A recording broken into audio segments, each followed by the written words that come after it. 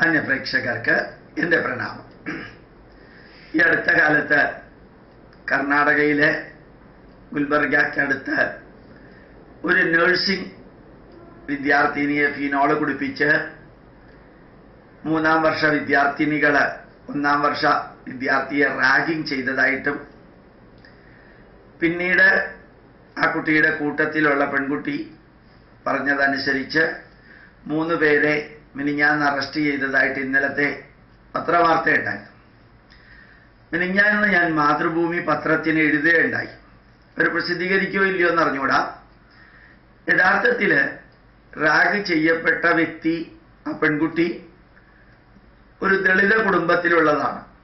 ഇപ്പൊ പെരുമ്പാവൂരിലെ ജിഷയും ഒരു ദളിത കുടുംബത്തിൽപ്പെട്ടതാണ്. ഇവിടെ ഈ ജിഷയുടെ കാര്യവും അശ്വതി എന്ന് പറയുന്ന കർണാടകയിലെ റാഗിങ്ങിന് വിധേയമായ കുട്ടികളെയും 2 പേരെയും പത്രമാധ്യമങ്ങൾ വിവരിക്കുന്നത് ദളിത പെൺകുട്ടി, ദളിത കുടുംബത്തിൽപ്പെട്ടത്, ദളിത വർഗത്തിൽപ്പെട്ടത്, ദളിതരായിട്ടുള്ള പെൺകുട്ടി എന്നുള്ളതാണ്. അതുപോലെ അവർണരാണ് എന്നുള്ളത്. ആ ഇഷ്യൂ മുഴുവനും വേറൊരു ഡയറക്ഷനിലേക്ക് തിരിക്കാൻ വേണ്ടിയിട്ട് ഉപയോഗിക്കുന്ന പദപ്രയോഗം. 1ാം വർഷ വിദ്യാർത്ഥികളെ 2ാം വർഷം, 3ാം വർഷം, 4ാം വർഷ വിദ്യാർത്ഥികള് നീചവും നിന്ദ്യവും നിഷ്ഠൂരവുമായിട്ട് റാഗിംഗ് ചെയ്യുന്നത് ചില കോളേജുകളിൽ ഇടയ്ക്കെങ്കിലും സംഭവിക്കാറുണ്ട്. അതിനെതിരെ പോലീസ് ആക്ഷൻ എടുക്കാറുണ്ട്, നിയമമുണ്ട്, വളരെ ശക്തമായിട്ട് ആക്ഷൻ എടുക്കാറുണ്ട്. പിന്നീട് എന്താ സംഭവിക്കുന്നത് എന്നുള്ളത് അറിയാറില്ല എന്ന് മാത്രം. പക്ഷെ ഇവിടെ ഒരു ഹിന്ദു കുട്ടിയെ, രാധാകൃഷ്ണൻ എന്നൊരു കുട്ടിയെ, ജോർജ് വർഗീസ് എന്ന ഒരു കുട്ടിയുടെ കൂട്ടത്തിൽ കുറച്ചു പേര് വന്നിട്ട് റാഗ് ചെയ്തു എന്ന് വിചാരിക്കാം.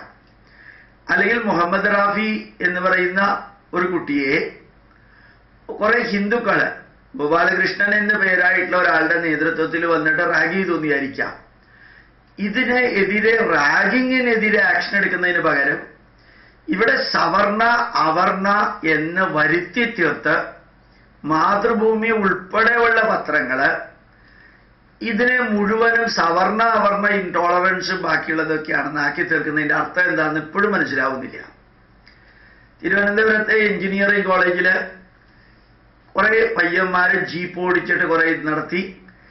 അവിടെ ആരും മുസ്ലിങ്ങളും ഹിന്ദുക്കളും അല്ലെങ്കിൽ ഹിന്ദുക്കളും മുസ്ലിങ്ങളും തമ്മിൽ നടത്തിയതാണെന്ന് പറഞ്ഞില്ല.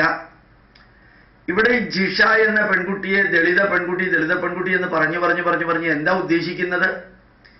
ഭാരതത്തിലെ ദളിത പെൺകുട്ടി മരിച്ചാലും, ക്രിസ്ത്യൻ പെൺകുട്ടി മരിച്ചാലും, മുസ്ലിം പെൺകുട്ടി മരിച്ചാലും, അല്ലെങ്കിൽ ആൺകുട്ടികൾ മരിച്ചാലും അത് ഒരു കൊലപാതകമായിട്ടോ റാഗിംഗ് ആയിട്ടോ എടുക്കുന്നതിന് പകരം അത് സവർണ അവർണ എന്നും ഹിന്ദു മുസ്ലിം പ്രശ്നമാണെന്നും അല്ലെങ്കിൽ ഹിന്ദു ക്രിസ്ത്യൻ പ്രശ്നമാണെന്നും അല്ലെങ്കിൽ മുസ്ലിം ക്രിസ്ത്യൻ പ്രശ്നമാണെന്നും ബാക്ക്ഗ്രൗണ്ടിൽ വരുത്തി തീർക്കാൻ മറിയം ജോസഫ് എന്ന ക്രിസ്ത്യൻ പെൺകുട്ടിയെ എന്ന് പറയേണ്ട കാര്യമുണ്ടോ? മറിയം ജോസഫ് എന്ന പെൺകുട്ടിയെ പറഞ്ഞാൽ പോരെ? റസിയ എന്ന മുസ്ലിം പെൺകുട്ടിയെ എന്ന് പറയേണ്ട കാര്യമുണ്ടോ? റസിയ എന്ന പെൺകുട്ടിയെ ബലാത്സംഗം ചെയ്തു എന്നോ റാഗ് ചെയ്തു എന്നോ അല്ലെങ്കിൽ സദാചാര പോലീസ് ചമഞ്ഞു എന്നോ പറയുമ്പോഴത്തേക്കും ഈ മതവും ജാതിയും എടുത്തുകൊണ്ടുവന്ന് മാതൃഭൂമിയും മനോരമയും ഉൾപ്പെടെയുള്ള പത്രങ്ങളും TV ചാനലുകളും ഈ ദളിത പെൺകുട്ടി, ദളിത ആൺകുട്ടി തൂങ്ങി മരിച്ചു, വെമൂല തൂങ്ങി മരിച്ചു എങ്കിൽ വെമൂല മരിച്ചു എന്നുള്ളതാണ് ഇഷ്യൂ, അല്ലാണ്ട് ദളിതൻ മരിച്ചു എന്നുള്ളതല്ല. എന്തിനാ ദളിതൻ മരിച്ചു എന്ന് പറയുന്നത്? ദളിതൻ മരിച്ചു കഴിഞ്ഞാൽ അവിടെ റിസർവേഷനിൽ അന്വേഷണം കൂടുതലുണ്ടോ? 20% അന്വേഷണം കൂടുതലുണ്ടാവുമോ? അപ്പൊ ഈ പത്രമാധ്യമങ്ങൾ സമൂഹത്തെ ഒരുമിച്ച് കൊണ്ടുവരാനുള്ള സദാചാരം പഠിപ്പിക്കുന്നതിന് പകരം മാതൃഭൂമിയും മനോരമയും മറ്റു പത്രങ്ങളുമെല്ലാം ഇതിനെ ജാതിയുടെയും മതത്തിന്റെയും എല്ലാം വഴിയിലേക്ക് കൊണ്ടുപോകുന്ന ക്രൂരമായിട്ടുള്ള സംഭവങ്ങൾ കാണുമ്പോൾ ചിലപ്പോൾ മാതൃഭൂമിക്ക് പുറത്തുള്ള ചിലരിൽ നിന്ന് കിട്ടിയത് അവരുടെ മനസ്സിനകത്തുള്ള ആ കുഴപ്പത്തിന്റെ കാരണമാണെന്ന് പോലും ചിലപ്പോൾ തോന്നാറുണ്ട്. ഇതിനെ സവർണരും അവർണരുമുള്ള പ്രശ്നമാക്കി മാറ്റുക. അത് 3ാമത്തെ വർഷം പഠിക്കുന്ന കുറെ പെൺകുട്ടികൾ വെള്ളം അടിച്ചിട്ടോ അടിക്കാതെയോ അവരുടെ മനസ്സിനകത്തുള്ള മൃഗീയ വാസനകളെ ഈ പാവപ്പെട്ട പെൺകുട്ടിയുടെ തലയിൽ കെട്ടിവെച്ചതിനെ ഫീനോൾ കുടിപ്പിച്ച് ട്രെയിനിൽ കയറ്റി വിട്ടത് അത് സവർണരും അവർണരും തമ്മിലായിരുന്നെങ്കിൽ ഈ കോളേജിൽ സവർണര് മാത്രമേ പഠിക്കുന്നുള്ളോ, അവർണര് പഠിക്കുന്നില്ലയോ, അല്ലെങ്കിൽ അവർണര് പഠിക്കുന്നുണ്ടെങ്കിൽ എല്ലാ അവർണരോടും അവിടെയുള്ള സവർണർ ഇതേപോലെ തന്നെയാണോ പെരുമാറുന്നത്? ഇങ്ങനെയുള്ള എത്ര സംഭവം അവിടെ അവർണർക്കെതിരെ അല്ലെങ്കിൽ ദളിതർക്കെതിരെ സവർണരും ഉയർന്ന ജാതിക്കാരും കാണിച്ചിട്ടുണ്ട്.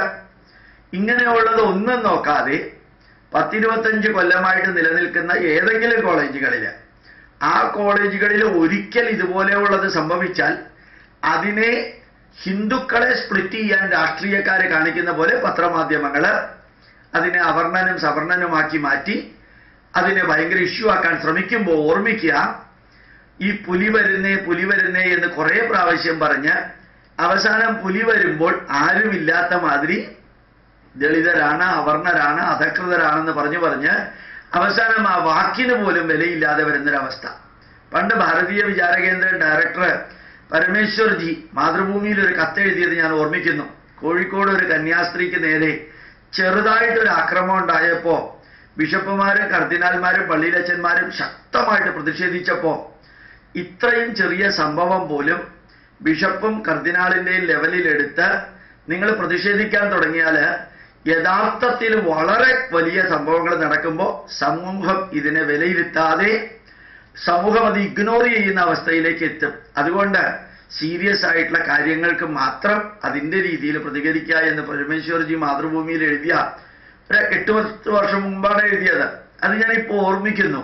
വേണ്ട സ്ഥലത്തും വേണ്ടാത്ത സ്ഥലത്തും ദളിതൻ എന്ന പദം ഉപയോഗിക്കുക, അത് മനുഷ്യനേക്കാൾ വലുതാണെന്നും, ഇപ്പൊ ക്രിസ്ത്യാനിയായ മനുഷ്യനും മുസ്ലിമായ മനുഷ്യനും ഹിന്ദുവായ മനുഷ്യനും ബ്രാഹ്മണനായ മനുഷ്യനും ഈഴവനായ മനുഷ്യനും ലാറ്റിൻ കത്തോലിക്കനായ മനുഷ്യനും അഹമ്മദീയനായ മുസ്ലിമും മനുഷ്യനും എല്ലാവർക്കും ഇതുപോലെയുള്ളത് ഉണ്ടായാൽ അതിനെ പ്രതിഷേധിക്കുകയും ഇല്ലാതെയാക്കുകയും എതിർക്കുകയും ചെയ്യുന്നതിന് പകരം ദളിതനായതുകൊണ്ട് അതൊരു വലിയ വാർത്തയായി തീർന്ന് ലോകം മുഴുവനും ഭാരതത്തെയും കേരളത്തെയും കർണാടകത്തെയും അവഹേളിക്കാം. ഇനി അഥവാ അങ്ങനെ വല്ലതും സംഭവിക്കുകയാണെങ്കിൽ കർണാടകം ഭരിക്കുന്നത് കോൺഗ്രസ് അല്ലേ, ഇനി ഇതിനെ കയറി കേന്ദ്രം ഭരിക്കുന്നവരുടെ തലയിലിടാനാണെങ്കിൽ ഈ ജിഷയെ വധിക്കുന്നതിന് മുമ്പ് ചെയ്തതും കേന്ദ്രത്തിന്റെ തലയിലല്ലേ ഇടേണ്ടത്? ഇപ്പൊ കോൺഗ്രസ്സുകാർ ഭരിക്കുന്ന സ്ഥലത്ത് എന്തെങ്കിലും ഉണ്ടായാൽ ഒരു പ്രശ്നമില്ല, അല്ലെങ്കിൽ അത് മുഴുവനും കേന്ദ്രത്തിന്റെ തലയിൽ, അല്ലെങ്കിൽ കോൺഗ്രസ് ഭരിച്ചാലും കേന്ദ്രത്തിന്റെ തലയിൽ. അതെന്താ ഇങ്ങനെ സംഭവിക്കുന്നത്? തികച്ചും വികൃതമായ രീതിയിൽ ദാരുണമായി സംഭവിക്കുന്ന റാഗിങ്ങും കൊലപാതകവും പോലും ജാതിയുടെ അടിസ്ഥാനത്തിലേക്ക് മാറ്റി അതിനെ ശ്രദ്ധ തിരിക്കുന്നത് പത്രമാധ്യമങ്ങളാണ്.